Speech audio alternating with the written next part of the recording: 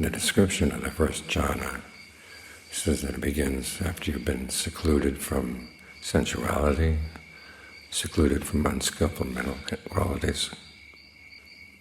The question is, what does the secluding? How do you get secluded? That's the work of right mindfulness. We're sometimes told that mindfulness is a broad, accepting state of mind. It doesn't judge anything at all, as opposed to a narrow, restricted range for concentration. But the way they're described in the canon is just the other way around. With mindfulness, you're very focused.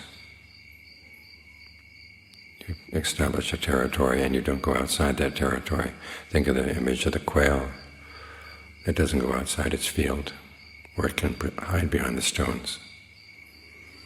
Or the monkeys who stay away from the areas where human beings can go. In both cases, it's symbolic of how you don't go out into areas of desires for sight, sound, smells, taste, tactile sensations. You stay focused on the body in and of itself, i.e. the breath right now, or feelings, mind states, mental qualities, all in and of themselves right here, right now.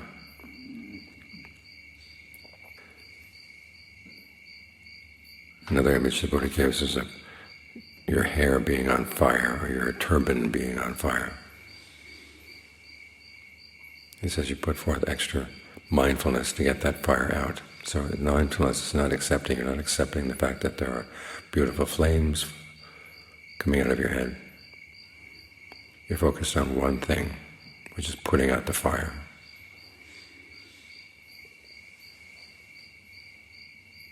In the course of that, you're going to be running into the hindrances. This is one of the jobs of right mindfulness, is to get past the hindrances. Noticing when they come, and when you notice when they come, that means you're standing outside of them. You're separate from them. Then you notice when they go away. You notice when they come, why they come, which means you're trying to figure out why they come so that you can keep them from coming. That's the job of right mindfulness. Now you do that as you're trying to stay focused on the breath. The way the 4 frames of reference are listed, sometimes it sounds as if you can either be focused on the body or feelings or the mind or mental qualities as separate exercises. But the only time the Buddha talks about keeping watch over feelings or mind states or mental qualities is in the context of breath meditation. In other words, you try to get the mind centered here, and then you observe the mind as you're trying to get it centered here. You're observing feelings, you're observing mental qualities. The breath gives you a focal point. Or in John Tate's image, you've got a movie projector, and you can project the movie out into the night, and you're not going to see anything. You need a screen. The breath is your screen. There you see the mind reflected. So you're staying focused right here, and then doing the work of clearing away the hindrances, trying to develop the factors for awakening. You're secluding your mind. When the Buddha talks about seclusion,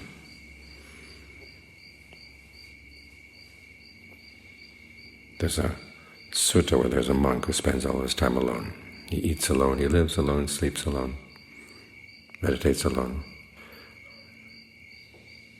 And even though the Buddha praised not getting entangled with other people, he calls the monk in and said, this is not what I meant by seclusion. By seclusion he meant abandoning the past, relinquishing the future, and subduing passion and desire for whatever arises in the present.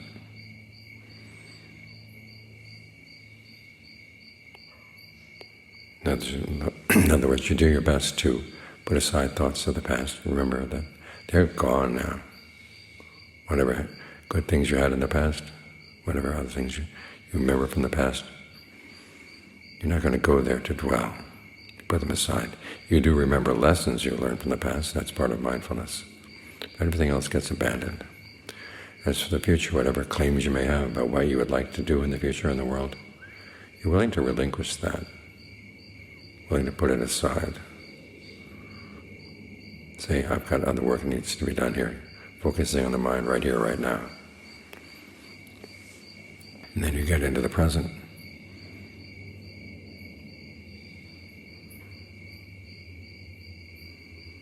In whatever state that comes up in the present moment, you resist the tendency to identify with it. Even in a sense of going with the thought world, getting into the thought world, or just looking at your awareness here in the present moment. We're not here to be the awareness or to be the knowing. That's a state of identification. You keep track of these things, which again means there's a certain amount of separation. Because after all, what is the knowing in the present moment? It's the aggregate of consciousness. It's one of the khandhas. And it's a useful tool on the path, but ideally you don't want to be the knowing. You keep track of the knowing. This is how you get secluded, putting aside thoughts of the past, not laying claim to anything in the future. Learning to step back a little bit from the present moment. All this is the work of mindfulness. It's to separate you out from the things that you're normally entangled with in your mind, past, present, and future, so that you can be ready to do the concentration.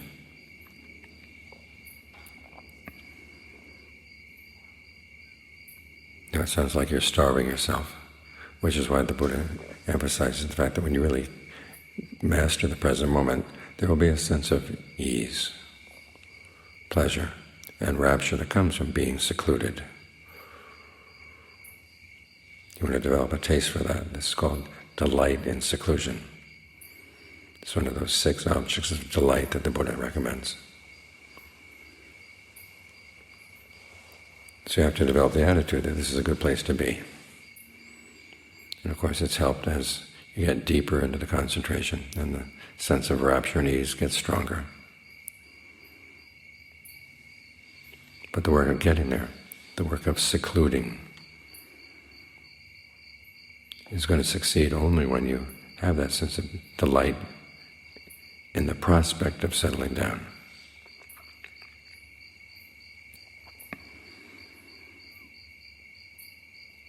You look at John Lee's books, especially the two, they're most heavily influenced by John Munn, The Craft of the Heart and Frames of Reference, where he talks about the topics of concentration.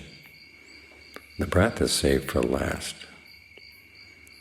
He has you contemplate the body, he has you contemplate the elements, he has you contemplate inconstancy as ways of giving rise to a sense of samvega with regard to anything else that you might want to get entangled with, past, present, future. And this requires some active thinking, which is why John Mahabua wrote his book on how discernment fosters concentration. You see where the mind is entangled, you don't just tell it to go away or blot it out. You give yourself reasons for not wanting to go there.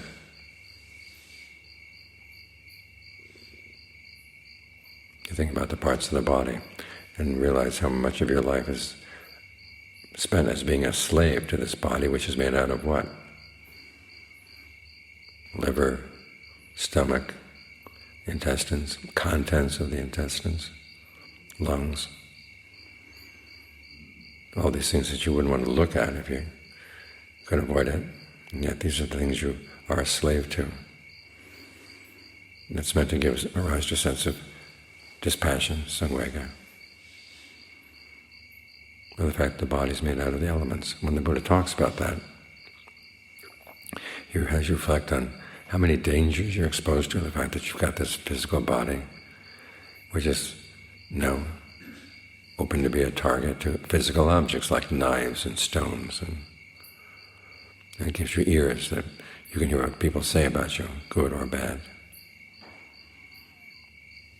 Do you really want to lay claim to these elements? Do you really want to lay claim to this body and its issues? So that when you finally do come into the present moment, it's with a sense of dispassion, a sense of maturity. You're not just here to rest and relax. You're looking for a better form of happiness. Of course, you get into the present moment and you have to be very careful about what states come up in the present moment that you might identify with. You learn to keep a skeptical eye even here.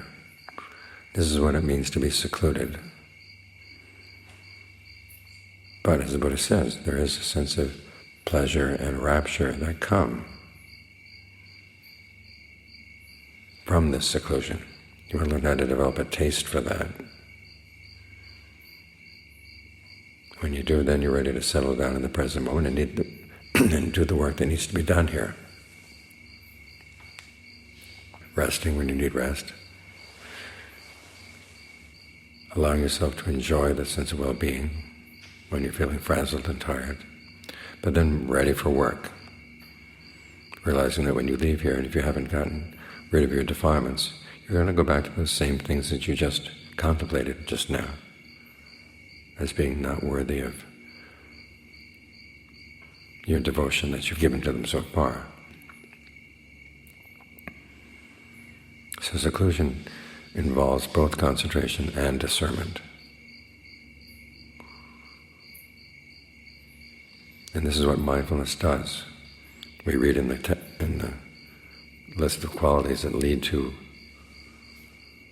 concentration. Say in the Eightfold Path, discernment does come first. Mindfulness comes before concentration. But you need some concentration to get the mind willing to do the practices that mindfulness requires. So they help one another along. So learn to delight in this aspect of mindfulness. It's not open and accepting. Delight in the work that needs to be done, because you realize that you're saving yourself from a lot of grief when you do.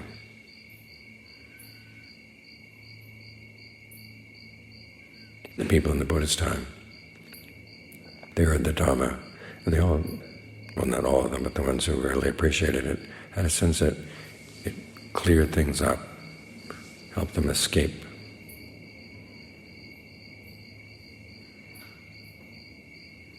Helped them escape from the things that were tying them down. Of course, what was tying them down? Their own attitudes. So to seclude yourself from the things that tie you down, that's the work of mindfulness. Getting you ready for the mind to settle down with a sense of well-being,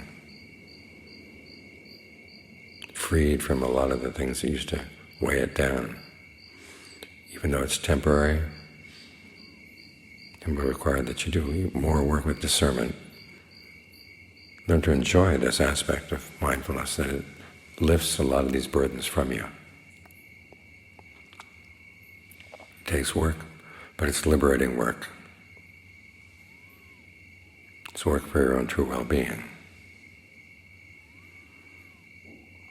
Take delight in that.